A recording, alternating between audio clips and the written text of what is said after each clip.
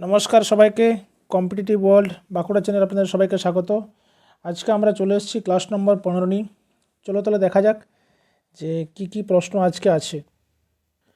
প্রথম প্রশ্ন, the dash festival in which the serpent goddess Manasa is worshipped is celebrated in some parts of Bengal, Bihar and Jharkhand in India. নিচের কোন উৎসবে সর্পদেবী মনসার পূজা করা হয় যা ভারতের বাংলা, বিহার এবং ঝাড়খণ্ডের কিছু অংশে পালিত হয়? কুম্ভমেলা, নাকি অম্বুবাচী, নাকি বিহুলা, নাকি মৎস্য? উত্তর হচ্ছে এখানে বিহুলা। এই বিহুলা উৎসব পালন করা হয় যেখানে মা মনসার পুজো করা হয়। ঠিক আছে, এবং এই যে সম্পর্কে আমরা আমাদের বাংলাতে একটা লেখা আছে যার নাম হচ্ছে মনসামঙ্গল কাব্য। মনসামঙ্গল কাব্য। ঠিক আছে, এবার দেখো এই যে কুম্ভমেলা কোথায় হয় না? আমাদের ভারতবর্ষে 4 জায়গাতে হয়। এলাহাবাদ আর প্রয়াগরাজ, নাসিক, উজ্জয়ন আর হরিদ্বার। ঠিক আছে, অম্বুবাচী ফেস্টিভ্যাল এটা কোথায় পালন করা হয় না? এটা তোমার হচ্ছে কামাখ্যা মন্দিরে, আসামে। কামাখ্যা মন্দির, আসাম। ঠিক আছে, দেখো এটাই লেখা আছে বিহুলা বিহার, ওয়েস্ট বেঙ্গলে যেখানে গডেস মনসা দেবী পুজো করা হয়। অম্বুবাচী আসামে, যেটা আমাদের কামাখ্যা দেবীকে পুজো করা হয়। ছট পূজা এটা তোমার হচ্ছে বিহারের এবং ইউপির বৃহৎ অংশের মানুষজন পালন করেন, এখানে কিন্তু সূর্য দেবতার পুজো করা হয়। দুর্গাপূজা পশ্চিমবঙ্গে পালন করা হয় এবং গডেস দেবী দুর্গাকে এখানে পুজো করা হয়। ঠিক আছে, এরপর চলে আসি পরবর্তী প্রশ্নে। In which year did Henry Moseley use X-ray to measure the wavelength of elements and correlate this measurements with their atomic number? Henry Moseley কোন সালে এক্স-রে ব্যবহার করে মৌলগুলির তরঙ্গদৈর্ঘ্য পরিমাপ করেন এবং এই পরিমাপগুলোকে তাদের পারমাণবিক সংখ্যার সাথে সম্পর্কযুক্ত করেন? 1901 সালে, নাকি 1913 সালে, নাকি 1931 সালে, নাকি 1925 সালে? উত্তর হচ্ছে 1913 সালে। এবং এই মোজলে কী করেন? ইনি একটি পিরিয়ডিক টেবিলের অবতারণা করেন, যেখানে উনি বললেন যে আমাদের এলিমেন্টগুলো সেটা পর্যায়ক্রমে পুনরাবৃত্ত হবে on the basis of atomic number, not atomic weight. Atomic নাম্বারের বেসিসে আমাদের যে সমস্ত মৌলগুলো আছে সেই সমস্ত মৌলগুলো পর্যায়ক্রমে পুনরাবৃত্ত হবে, মানে তাদের ধর্মগুলো রিপিটেশন হবে। তাহলে এটা কিসের আন্ডারে হবে না? অ্যাটমিক নাম্বার অনুযায়ী। এই যে পিরিয়ডিক টেবিলটা উনি তৈরি করলেন বা এই যে পিরিয়ডিক উনি যে সূত্রটা দিলেন, এইটাকে আমরা বলছি যে modern periodic table. Modern periodic table. ঠিক আছে, এরপর চলে আসি পরবর্তী প্রশ্নে। The body or shuttlecock of badminton is made up of 16 feathers. It is between 62 to 70 millimeter long and weighs between. ব্যাডমিন্টনের শাটলকক 16টি পালক দিয়ে তৈরি হয়। এটি 62 থেকে 70 মিলিমিটার লম্বা হয় এবং এর ওজন ড্যাশের মধ্যে থাকে। 4.74 থেকে 5.5 গ্রাম, 2.74 থেকে 3.5 গ্রাম, 2.74 থেকে 5.0 গ্রাম, 4.22 থেকে 5.5 গ্রাম। উত্তর হচ্ছে 4.74 থেকে 5.5 গ্রাম।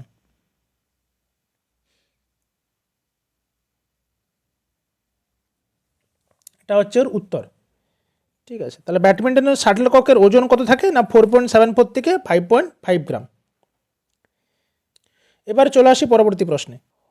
হু was the prominent leader of Deoband movement which aimed to preserve Islamic culture? Deoband আন্দোলনের অন্যতম প্রধান নেতা কে ছিলেন যার লক্ষ্য ছিল ইসলামিক সংস্কৃতি রক্ষা করা?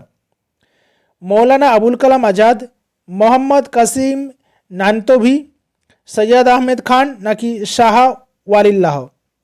উত্তর হচ্ছে আমার এখানে মোহাম্মদ কাসিম নানতভি, মোহাম্মদ কাসিম নানতভি।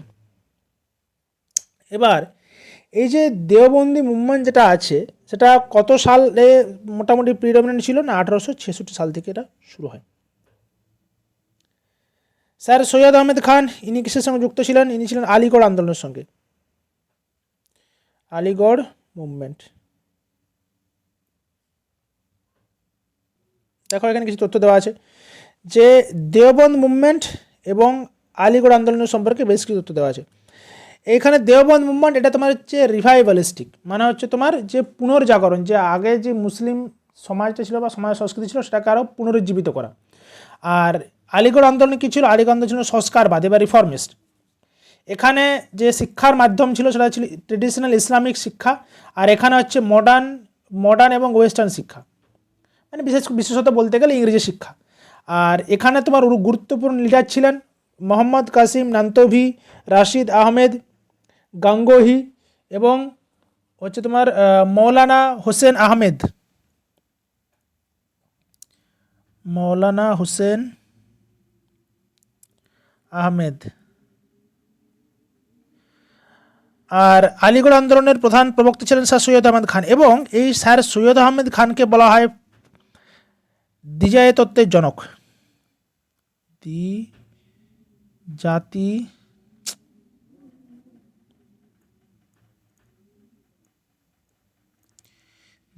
তত্ত্বের জনককে স্যার সৈয়দ আহমেদ খান হচ্ছেন কিন্তু দ্বিজাতি তত্ত্বের জনক। চলে আসি পরবর্তী প্রশ্নে। Select the correct option about typhoid fever in human being. মানুষের টাইফয়েড জ্বর সম্পর্কে সঠিক বিকল্পটি নির্বাচন করুন। স্টেটমেন্ট এ কি বলছে? Streptococcus pneumoniae is a pathogenic bacterium which causes typhoid. Statement B কি বলছে? Typhoid fever could be confirmed by Widal test. Statement C কি বলছে? না typhoid causes intestinal perforation. Streptococcus pneumoniae হলো একটি রোগ জীবাণু যা টাইফয়েড ঘটায়, নাকি ওয়াইডাল টেস্টের মাধ্যমে টাইফয়েডের জ্বর নিশ্চিত করা যেতে পারে? টাইফয়েড এর কারণে অন্ত্রে ছিদ্র হতে পারে। উত্তর কি শুধুমাত্র বি অপশন কারেক্ট? না, দেখা যাক তাহলে। প্রথম কথা হচ্ছে স্ট্রেপ্টোকক্কাস নিউমোনিয়া হলো একটি, না এটা কিন্তু নয়, এটা হচ্ছে সালমোনেলা টাইফি।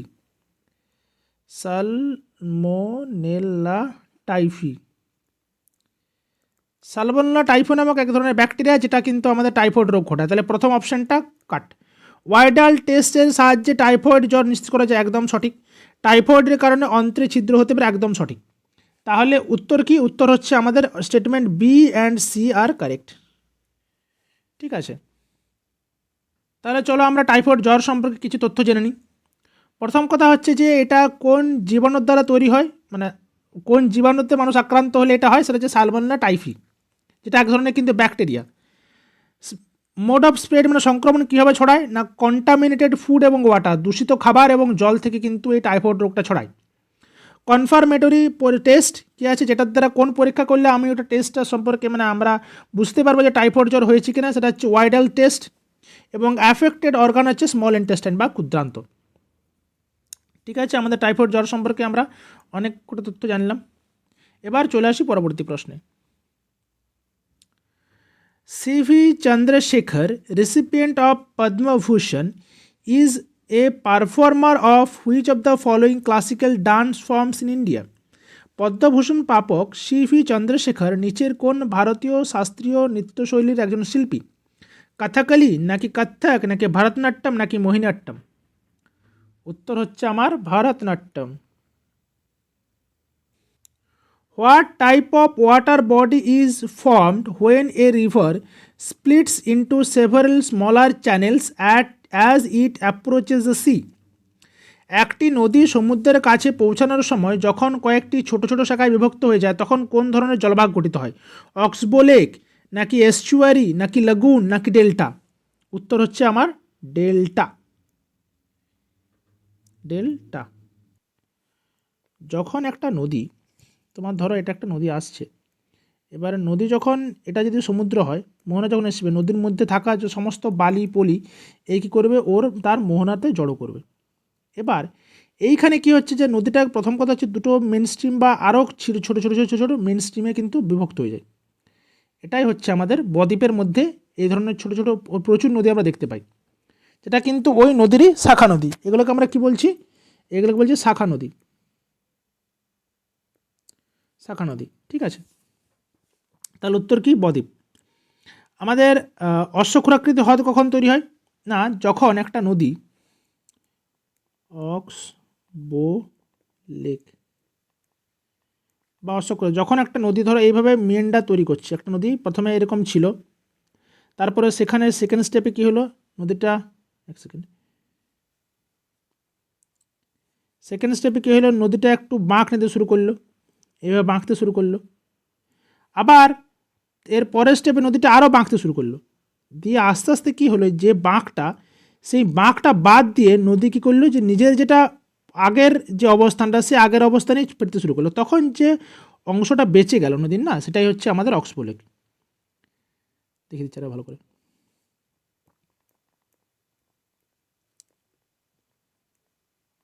অক্সবো লেক মানে নদী এইভাবে যাচ্ছে, আর এখানে একটা যে অংশটা মেন্ডার হচ্ছিল, সেই অংশটা এইভাবে ঘোড়ার খুরের আকৃতি এক ধরনের লেক তৈরি করে, এটা হচ্ছে অক্সবো লেক। আর এটা তোমার হচ্ছে মেন রিভার, এটা হচ্ছে মেন রিভার। তাহলে এটা গেল অক্সবো লেক এবং মেন রিভার। ঠিক আছে, এবার হচ্ছে লেগুন বা উপহ্রদ কখন, সেই জিনিসটা কি? না, এক সেকেন্ড, লাগুন বা উপহ্রদ কোন জিনিসটা?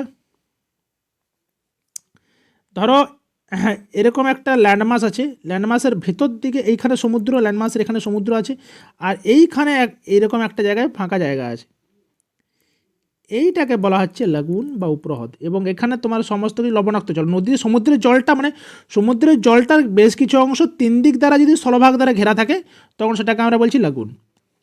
এটা হচ্ছে উপহ্রদ। হ্রদ ঠিক নয়, একদিকটা যেহেতু সমুদ্রের সঙ্গে কানেক্টেড আছে, ওই জন্য এটাকে বলছি উপহ্রদ। ঠিক আছে, আমাদের ভারতবর্ষের বৃহত্তম লাগুন কোনটা? না, সেটা হচ্ছে লেক চিল্কা। এক্সাম্পল কি? এক্সাম্পল হচ্ছে চিল্কা।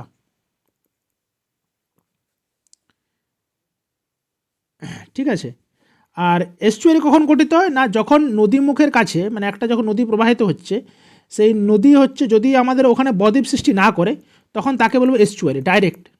এটা মোহনা বা খাঁড়ি বলি। ঠিক আছে, যে নদী সরাসরি সমুদ্রে গিয়ে মিশছে, কোনোরূপ কোনো ডেল্টা ক্রিয়েট ছাড়াই। এস্টুয়ারি কোথায় দেখতে পাই আমরা? নর্মদা এবং তাপ্তি নদীর মোহনাতে দেখতে পাই আমরা এস্টুয়ারি। কোথায় দেখতে পাই আমরা? লিখি দিকটা, এস্টুয়ারি কোথায় দেখতে পাই? নর্মদা এবং তাপ্তি নদীর, নর্মদা ও তাপ্তি নদীর মোহনাতে। ঠিক আছে, এবার চলে আসি পরবর্তী প্রশ্নে। Anil Srinivasan is one of the unique artists of India who plays which musical instrument? Anil Srinivasan ভারতের অন্যতম অনন্য শিল্পী, তিনি কোন বাদ্যযন্ত্রের সঙ্গে যুক্ত? পিয়ানো, ম্যান্ডোলিন, নাকি ভায়োলিন, নাকি ফ্লুট? উত্তর হচ্ছে ইনি পিয়ানো। অনিল শ্রীনিবাসন কি বাজান? অনিল শ্রীনিবাসন বাজান হচ্ছে পিয়ানো। দেখো তাহলে, এই যে পিয়ানোর এক্সপোনেন্টকে কে? অনিল শ্রীনিবাসন, আদনান সামি। ম্যান্ডোলিনের এক্সপ্রেশনকে ইউ শ্রীনিবাস। ভায়োলিনের এক্সপোনেন্টকে L Subramaniam, T N Krishnan. Flute বা বাঁশির এক্সপোনেন্টকে হরিপ্রসাদ চৌরাসিয়া, পান্নালাল ঘোষ ইত্যাদি। এবার চলে আসি পরবর্তী প্রশ্নে। During which 5-year plan was the focus on self reliance particularly emphasised? কোন পঞ্চবার্ষিকী পরিকল্পনায় আত্মনির্ভরশীলতার উপর বিশেষভাবে জোর দেওয়া হয়েছিল? First 5-year plan, 9th 5-year plan, 6th 5-year plan, নাকি থার্ড 5-year প্ল্যান?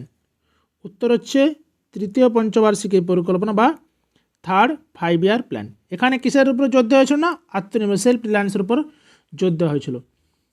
কিন্তু এইটা আমাদের থার্ড 5-year প্ল্যানকে বলা হয় একটা ফেলিওর প্ল্যান। কারণ এখানে তোমার টার্গেটেড গ্রোথের কত ছিল, টার্গেট ছিল 5.6% গ্রোথ, কিন্তু অ্যাটেন্ড হয়েছিল কত না মাত্র 2.4%। এই জন্য একে বলা হচ্ছে আমাদের ফেলিওর প্ল্যান। ঠিক আছে, দেখো এখানে আমাদের বেশ কিছু তথ্য আছে। ফার্স্ট 5-এর প্ল্যান মেন অবজেক্টিভ ছিল কৃষি, কি কনসেপ্ট কি মানে কোন ধারণা থেকে নেওয়া হয়েছে, হ্যারোডমার মডেল। সেকেন্ড 5-এর প্ল্যান এখানে তোমার হচ্ছে র্যাপিড ইন্ডাস্ট্রিয়ালাইজেশন, যেটা ফলো করা হয়েছিল মোহলানেবিস মডেলের আন্ডারে। থার্ড 5-এর প্ল্যান সেলফ রিলায়েন্স, এটা হচ্ছে গ্যাডগিল যোজনা। ফোর্থ 5-এর প্ল্যান এটা তোমার হচ্ছে গ্রোথ উইথ স্টেবিলিটি, এটা হচ্ছে তোমার সেলফ রিলায়েন্স ফোকাস কন্টিনিউড। এখানে সেলফ রিলায়েন্স টার্মটা কয়েন করা হয়েছিল বা বলা যেতে পারে যে এটাকে মানে ইমপ্লিমেন্ট করার চেষ্টা করেছে, কিন্তু অ্যাকচুয়ালি ইমপ্লিমেন্ট করা হয়েছিল ফোর্থ 5-এর প্ল্যানে। এবার চলে আসি পরবর্তী প্রশ্নে। In which stadium was the inaugural ceremony of the 19th Commonwealth Games held in 2010? 2010 সালে 19তম কমনওয়েলথ গেমসের উদ্বোধনী অনুষ্ঠান কোন স্টেডিয়ামে অনুষ্ঠিত হয়েছিল? Major Dhyan Chand national stadium, Talkatora indoor stadium, Arun Jaitley stadium নাকি জওহরলাল নেহেরু স্টেডিয়াম? উত্তর হচ্ছে জওহরলাল নেহেরু স্টেডিয়াম। জওহরলাল নেহেরু স্টেডিয়াম। এরপরে চলে আসি পরবর্তী প্রশ্নে। If national emergency is in place under article 352 then the parliament can extend the term of the legislative assemblies for dash at a time. ধারা 352-এর অধীনে যদি জাতীয় জরুরি অবস্থা জারি থাকে তবে সংসদ একেবারে কত সময়ের জন্য বিধানসভাগুলোর মেয়াদ বাড়াতে পারে? Up to 6 months, up to 1 months, up to 9 months নাকি আপ টু 1 ইয়ার? উত্তর হচ্ছে 1 বছর পর্যন্ত। ম্যাক্সিমাম 1 বছর পর্যন্ত যে বিধানসভাগুলোর সেগুলোর টেনিওর কিন্তু বাড়াতে পারে। ঠিক আছে, চলো দেখে নিই এমার্জেন্সি সম্পর্কে আমাদের কিছু তথ্য। ন্যাশনাল এমার্জেন্সি এটা কততম আর্টিকেল? আর্টিকেল 252, যেখানে তোমার হচ্ছে কোন কারণে ন্যাশনাল এমার্জেন্সি লাগু করা হবে না war or external aggression or armed rebellion. ঠিক আছে, স্টেট এমার্জেন্সি এটা তোমার হচ্ছে আর্টিকেল 356, এটা কখন মানে কখন কোনো স্টেটের উপর লাগু হবে? Failure of constitutional machinery. আর এই যে স্টেট এমার্জেন্সির অপর নাম কিন্তু প্রেসিডেন্টস রুল। ফাইন্যান্সিয়াল এমার্জেন্সি এটা কততম ধারাতে আছে না 360, এবং এটা কখন লাগু করা হবে না যখন হচ্ছে তোমার ফাইন্যান্সিয়াল স্টেবিলিটির উপরে ভারতবর্ষের ফাইন্যান্সিয়াল স্টেবিলিটির উপরে যখন একটা অ্যাটাক আসবে বা থ্রেট আসবে তখন কিন্তু এটা লাগু করা হয়। এখন অবধি আচ্ছা তোমাদের জন্য প্রশ্ন একটা, এখনো অবধি কতবার ফাইন্যান্সিয়াল এমার্জেন্সি লাগু করা হয়েছিল? এমার্জেন্সি লাগু করা হয়েছে, সবাই কিন্তু এর উত্তরটা কমেন্ট সেকশন জানিও।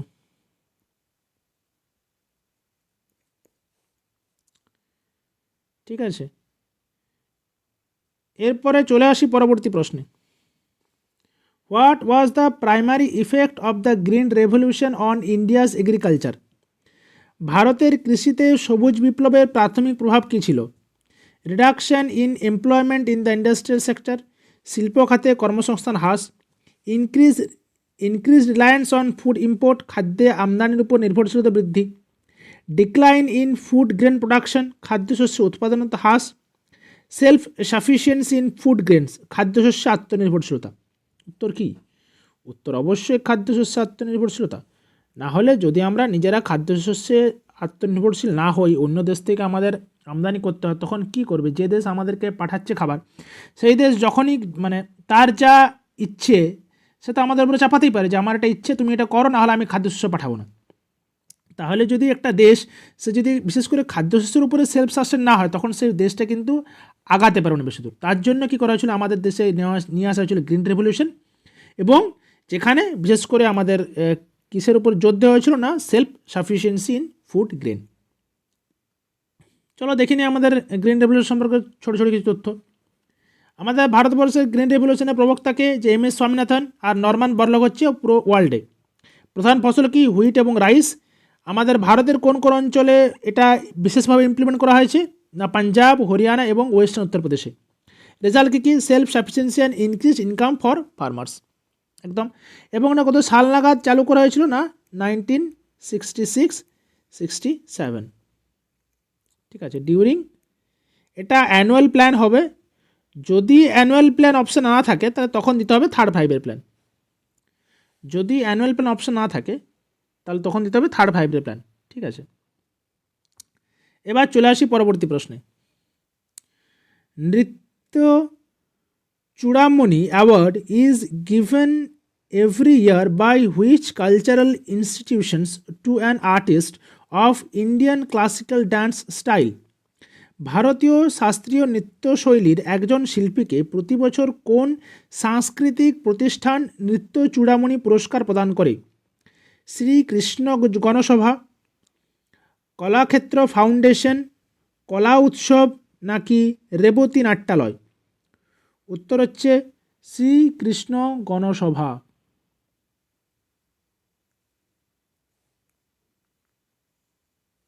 শ্রীকৃষ্ণ গণসভা, ঠিক আছে। শ্রীকৃষ্ণ গণসভা তাহলে কি দেয়, পুরস্কার দেয়? সেটা হচ্ছে নৃত্য চূড়ামণি। এবং এই যে শ্রীকৃষ্ণ গণসভা, এটা প্রতিষ্ঠা হয়েছে কত সালে? 1953-তে, ঠিক আছে। এবার চলে আসি পরবর্তী প্রশ্ন। In which part of India did the earliest iron objects appear in the overlap between the neolithic and megalithic phase? ভারতের কোন অংশে নব্যপ্রস্তর যুগ এবং মেগালিথিক পর্যায়ের সন্ধিক্ষণে প্রাচীনতম লৌহজাত বস্তু দেখা গিয়েছিল?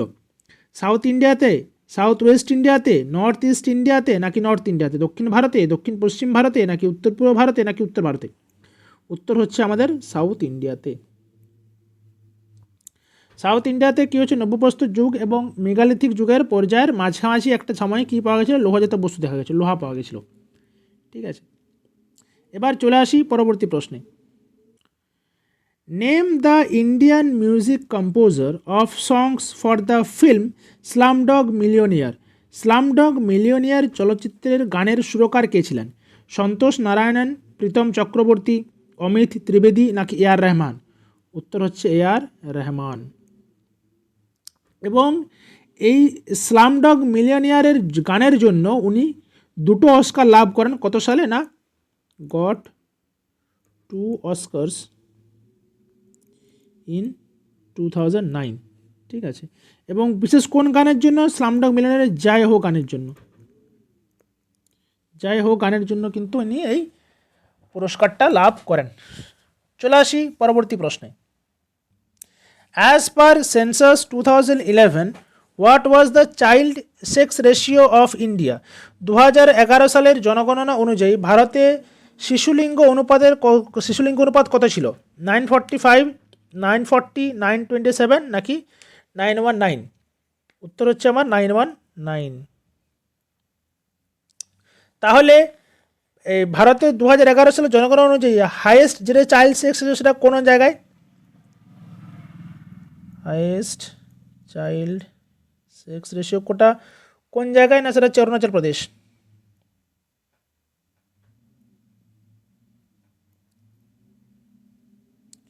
আর লোয়েস্ট সেক্স রেশিও কোথায়? চাইল্ড, এটা হচ্ছে আমাদের হরিয়ানাতে, ঠিক আছে। এবার চলে আসি পরবর্তী প্রশ্নে। Which 5-year plan aimed at making India self reliant and focused on defence and development due to external aggression and economic constraints? বহিরাগত আক্রমণ এবং অর্থনৈতিক সীমাবদ্ধতার কারণে কোন পঞ্চবার্ষিকী পরিকল্পনার লক্ষ্য ছিল ভারতকে আত্মনির্ভরশীল করা এবং প্রতিরক্ষা ও উন্নয়নের উপর জোর দেওয়া? থার্ড প্ল্যান নাকি ফোর্থ প্ল্যান নাকি সিক্স প্ল্যান নাকি 7 প্ল্যান? উত্তর হচ্ছে থার্ড প্ল্যান, ঠিক আছে। চলো তাহলে থার্ড প্ল্যান সম্পর্কে আর কিছু এক্সট্রা ইনফরমেশন জেনে নিই। এটা কত সাল থেকে কত সাল? 61 থেকে 66। এবং এটা কোন মানে কার আন্ডারে হয়েছিল? না এটা হচ্ছে গ্যাডগিল যোজনা আন্ডারে হয়েছিল। মেজর ক্রাইসিস 3টা মেজর ক্রাইসিস হচ্ছে 1962 একটা ওয়ার হয়েছিল, ইন্দো ইন্দো চায়না 1965, ইন্দো পাক ওয়ার আর 1965-66 সিভিয়ার ড্রট, এর জন্য এর যে মানে টার্গেটেড গ্রোথ এ কিন্তু অ্যাচিভ করতে পারেনি। ঠিক আছে, আউটকাম এটা বলছে regarded as failure due to external factors, কারণ এটা বললাম তখনই আগেই বলে দিয়েছি যেটা একমাত্র ব্যর্থতায় পর্যবসিত হয়েছিল। ঠিক আছে, এবার চলে আসি পরবর্তী প্রশ্নে। Indian financial system code IFSC is an character code for identifying the bank and branch in which an account is held. Indian financial system code হলো একটি কত অক্ষরের কোড যা কোনো ব্যাংক এবং শাখার অ্যাকাউন্ট রয়েছে তা শনাক্ত করতে ব্যবহৃত হয়। 8, 15, 11 নাকি 13? উত্তর হচ্ছে আমার 11 বা 11। আইএফএসসি কোড থাকে 11টা অক্ষরের। চলো তাহলে আইএফএসসি কোড সম্পর্কে কিছু তথ্য জেনে নিই আমরা। স্ট্রাকচার অফ আইএফএসসি কোড কী বলছে যে 11 ক্যারেক্টার থাকে, যেখানে ফার্স্ট 4টা ক্যারেক্টার কী হয় যে রিপ্রেজেন্ট দ্য ব্যাঙ্ক নেম, যেমন ধরো এসবিআই ব্যাংকের ক্ষেত্রে এসবিআইএন প্রথম 4টা অক্ষর থাকবে, তারপরে পঞ্চম ক্যারেক্টার থাকবে সবসময় 0, আর লাস্ট 6টা ক্যারেক্টার থাকবে ওই স্পেসিফিক ব্রাঞ্চের কোড থাকবে লাস্ট 6টা ক্যারেক্টারই। এবং এটার পারপাস কি না, এটার পারপাস হচ্ছে যে মানিটা সঠিক জায়গাতে ট্রান্সফার হচ্ছে কিনা সেটা বোঝা। ঠিক আছে, এবারে চলো দেখে নিই আরও কিছু কিছু বিভিন্ন কোডের কতগুলো ক্যারেক্টার থাকে। আইএফএসসি কোডে থাকে 11টা ক্যারেক্টার। এবারে MICR এটা থাকে 9টা ডিজিট, SWIFT বা BICর ক্ষেত্রে 8টা বা 11টা, আর প্যানের থেকে থাকে 10টা ক্যারেক্টার। ঠিক আছে, চলে আসি পরবর্তী প্রশ্নে। Under which articles of the Indian constitution are the fundamental rights enshrined, ভারতের সংবিধানে কোন অনুচ্ছেদগুলোর অধীনে মৌলিক অধিকারগুলো লিপিবদ্ধ রয়েছে? আর্টিকেল 10 থেকে 32, আর্টিকেল 12 থেকে 35, আর্টিকেল 14 থেকে 24, আর্টিকেল 18 থেকে 45? উত্তর হচ্ছে আর্টিকেল 12 থেকে 35। আর্টিকেল 12 থেকে 35-এ কী আছে? আর্টিকেলগুলো আমাদের এই ফান্ডামেন্টাল রাইটস আছে। এর ফান্ডামেন্টাল রাইটস আর্টিকেল হলো এত 12 থেকে 35। এটা কোন পার্টে আছে? পার্ট 3-তে আছে। এটা বারবার বলা হচ্ছে, এটা কোথা থেকে নেওয়া হচ্ছে? Taken from USA। এগুলো যেন মুখস্থ হয়ে যায়, বারবার একই জিনিস প্রত্যেকবার বলছি কিন্তু তাদের যেন মুখস্থ হয়ে যায়। চলো তাহলে দেখি না আমাদের কিছু ফান্ডামেন্টাল রাইটস সম্পর্কে তথ্য। রাইট টু ইকুয়ালিটি কত? 14 থেকে 18। রাইট টু ফ্রিডম 19 থেকে 22। রাইট এগেন্স্ট এক্সপ্লয়টেশন 23 থেকে 24। রাইট টু ফ্রিডম 25 থেকে 28। কালচারাল অ্যান্ড এডুকেশন রাইটস 29 থেকে 30। আর কনস্টিটিউশন রেমেডি হচ্ছে আর্টিকেল 32। ঠিক আছে, তাহলে এই গেল হচ্ছে আমাদের ফান্ডামেন্টাল রাইটসগুলো কোনটা। আর 12-13-12তে আছে তোমার হচ্ছে ডেফিনেশন অফ স্টেট, 13তে আছে জুডিশিয়াল রিভিউর কনসেপ্ট। ঠিক আছে, তাহলে চলে আসি পরবর্তী প্রশ্নে এবার। According to Constitution of India, what is the maximum tenure of the Election Commissioner of India? ভারতের সংবিধান অনুযায়ী ভারতের নির্বাচন কমিশনারের সর্বোচ্চ পদের মেয়াদ কত? 8 ইয়ার্স, 3 ইয়ার্স, 5 ইয়ার্স নাকি 6 ইয়ার্স? উত্তর হচ্ছে 6 ইয়ার্স। ঠিক আছে, দেখো এই টেবিলে ভারতবর্ষের বিভিন্ন সংস্থা এবং তাদের পদাধিকারের কিছু বয়স উল্লেখ করা আছে। ইলেকশন কমিশনার 6 বছর আর বা 65 বছর। এটা হবে এমন নয় যে মানে 6 বছর বা 65 বছর, হুইচ ওয়ান ইজ আর্লিয়ার, যেটা আগে হবে সেটাই কিন্তু তখন তার টেনিয়র, তাকে তখন রিটায়ার করতে হবে। ক্যাগেরও একই ব্যাপার, 6 আর 65। ইউপিএসসি চেয়ারম্যানও সেই 6 আর 65। সুপ্রিম কোর্টের ক্ষেত্রে টেনিয়রটা ফিক্সড নয় কিন্তু রিটায়ারমেন্ট এজটা ফিক্স আছে 65 ইয়ার্স। হাইকোর্ট জাজের ক্ষেত্রে একই ব্যাপার, টেনিয়রটা ফিক্সড নয় কিন্তু এটা রিটায়ারমেন্ট এজ 62 ইয়ার্স। ঠিক আছে, বোঝা গেছে তাহলে নিশ্চয়ই। এবার চলে আসি পরবর্তী প্রশ্নে। Who among the following founded the Abhinav Bharat মন্দির? নিচের মধ্যে কে অভিনব ভারত মন্দির বা ইয়ং ইন্ডিয়া সোসাইটি প্রতিষ্ঠা করেছিলেন? বিনায়ক দামোদর সাভারকর, গণেশ দামোদর সাভারকর, B.R. আম্বেদকর এবং চক্রবর্তী রাজা গোপালাচারী, অরবিন্দ ঘোষ এবং দাদাভাই নৌরোজি, মতিলাল নেহেরু এবং C.R. দাস? উত্তর হচ্ছে বিনায়ক দামোদর সাভারকর এবং গণেশ দামোদর সাভারকর, V.D. সাভারকর এবং G.D. সাভারকর। এরা কী করেছিলেন? এরা প্রতিষ্ঠা করলেন অভিনব ভারত। এই অভিনব ভারতের আগে এনারা 1899 সালে কি প্রতিষ্ঠা করেন? মিত্র মেলা, যেটাই পরবর্তীকালে তোমার নাম হয়ে যায়, নাম পাল্টে হয়ে যায় অভিনব ভারত। ঠিক আছে, কত সালে? 1904 সালে। অভিনব ভারত কত সালে? 1900। তাহলে এবার চলে আসি পরবর্তী প্রশ্নে। দাঁড়াও, পরবর্তী প্রশ্নে যাওয়ার আগে আমার এই প্রশ্নের রিলেটেড কিছু ইনফরমেশন আছে। যেমন হচ্ছে অভিনব ভারত, যেটা ব্রিটিশ সাভারকর এবং গণেশ সাভারকর প্রতিষ্ঠা করলেন 1904 সালে, যেটা বললাম 1899 সালে মিত্র মেলার নাম চেঞ্জ হয়ে যায় অভিনব ভারত। অনুশীলন সমিতি, যেটা প্রমথনাথ মিত্র করেন 1902 সালে। গদর পার্টি লালা হরদয়াল এবং সোহন সিং ভাকনা 1913 সালে। আর নওজন ভারত সভা, যারা বৈপ্লবী ভগৎ সিং প্রতিষ্ঠা করেন, সেটা 1926 সালে। এরপরে চলে আসি পরবর্তী প্রশ্নে। Konark festival is celebrated in which of the following state? Konark festival নিচের কোন স্টেটে পালন করা হয়? ওড়িশা, মণিপুর, অন্ধ্রপ্রদেশ নাকি কেরালা? উত্তর হচ্ছে ওড়িশা। ওড়িশাতে পালন করা হয় কোনারক ফেস্টিভ্যাল। দেখো এখানে আমার বেশ কিছু আর একটা মানে ইনফরমেশান আছে। রথযাত্রা, এটা তোমার হচ্ছে লর্ড জগন্নাথ মন্দির পুরীতে। বালিযাত্রা, এটাও তোমার হচ্ছে উড়িষ্যাতে। রাজা পারবা, এটা তোমার হচ্ছে a 3 day festival celebrating womanhood in the earth. আর নোয়াখাই, এটা তোমার হচ্ছে agricultural festival welcome in the new year festival. ঠিক আছে, চলে আসি পরবর্তী প্রশ্নে। In which year was Atmanirbhar Bharat Rozgar Yojana launched by the government of India? Bharat সরকার কোন বছর আত্মনির্ভর ভারত রোজগার যোজনা চালু করেছিল? 2020, 2019, 2018, 2017? উত্তর হচ্ছে 2020 সালে। 2020 সালে ভারত সরকার আত্মনির্ভর ভারত রোজগার যোজনা চালু করে। এরপর চলে আসি পরবর্তী প্রশ্নে। From where does the river Indus enter India? Sindhu নদ কোথা থেকে ভারতে প্রবেশ করেছে? Kashmir valley, it does not flow in India, এটি ভারতবর্ষে প্রবাহিত হয়নি। গিলজিট, লাদাখে। উত্তর হচ্ছে আমাদের লাদাখ। আচ্ছা, এই যে সিন্ধু নদের উৎপত্তিস্থল কোথায়? সিনকাবাব গ্লেসিয়ার, তিব্বত, মানসরোবর, কৈলাস রেঞ্জ। এর আরও নাম কি আছে? সিন্ধু নদের আর কি নাম আছে? দরিয়ায়ে সিন্ধ